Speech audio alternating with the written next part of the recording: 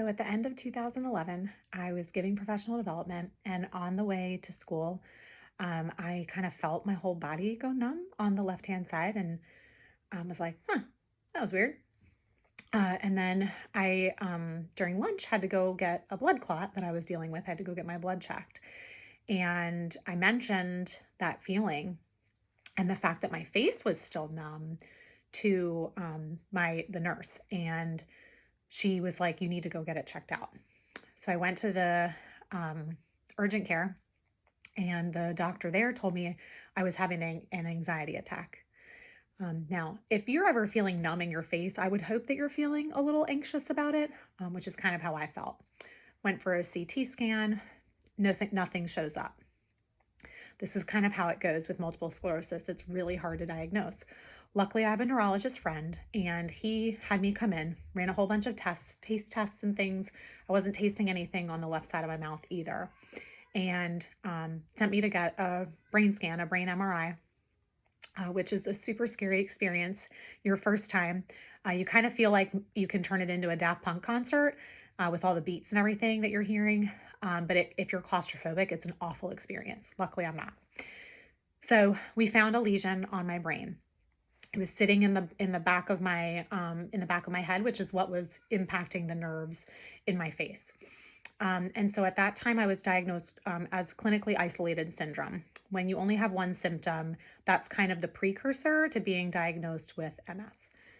Well, a month and a half later, in February, I was driving to work, and all of a sudden, I was having trouble seeing clearly and was feeling really shaky about it. And so I decided to turn around. I could not see straight and safely get to work.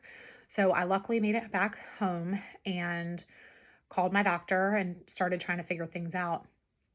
And, long story short, went back in, had another check, and we saw another lesion pop up, which, having two symptoms show up like that when you're kind of wondering about MS is actually really scary because it can maybe indicate progressive MS instead of relapsing remitting. And so I was put on steroids. I had to go and have an IV of steroids, which in of itself was a really hard experience to be sitting in that room hooked up to an IV.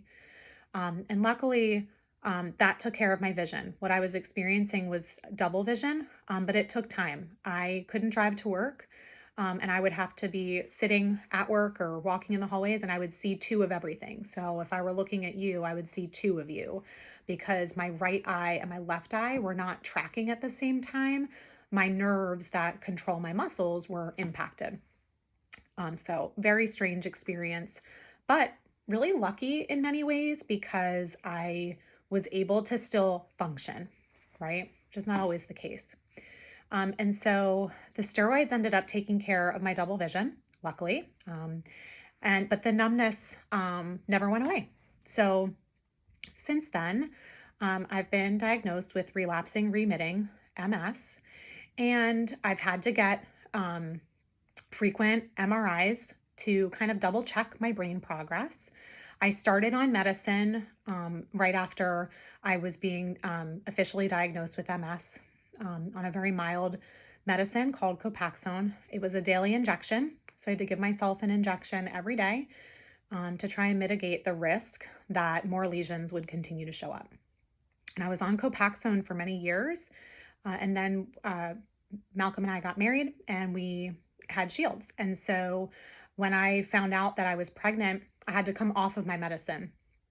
And thought I was going to be catching a break, but because of the blood clot, I had to keep doing injections during pregnancy. And so after Shields was born, I went back on medicine and continued to have scans. And then we decided to become pregnant with Maverick. So again, off of medicine. And at this point, I had switched to the new version of Copaxone, which was 3 days a week of injections. And then since having Maverick, I've decided to come off of medication for a little while. And of course, with the understanding that if things happen, we might need to reevaluate where I am. But I am one of the luckiest people, I think, to be diagnosed with MS because since being diagnosed in 2012, none of my symptoms have reoccurred and I have not had a relapse. And I don't know if that's just because of the medicine. I don't know if it's because of my more recent diet changes or if it's due to just how my MS shows up. So we are counting our blessings, and I'm hoping that my relapsing remitting continues to be in remitting and in remission for me. So fingers are crossed, and that's the beginning of my MS story.